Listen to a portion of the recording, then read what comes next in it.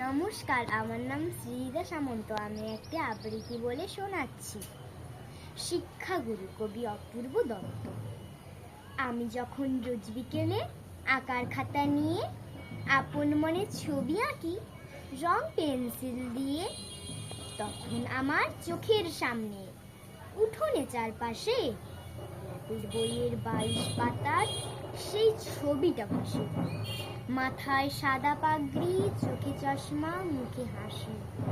বয়সটা ঠিক যায় না বোঝা, 60 কিংবা 80। আঁকার পরে বাবার কাছে তার কথা রোজ শুনি। লেখাপড়ায় তিনি ছিলেন জগৎ সেরা গুণী, যার নামেতে যার কথাতে লুকিয়ে আছে জাদু। তিনি হলেন সর্বপল্লী রাধাকৃষ্ণান দাদু। প্রতি বছর সেপ্টেম্বরের 5 তারিখটি এলে আমরা তাকে বরণ করি সমস্ত কাজ ফেলে। মা বলেছেন তিনি হলেন শিক্ষকদের গুরু, তাকে প্রণাম করেই আমার সকল কাজের শুরু। নমস্কার।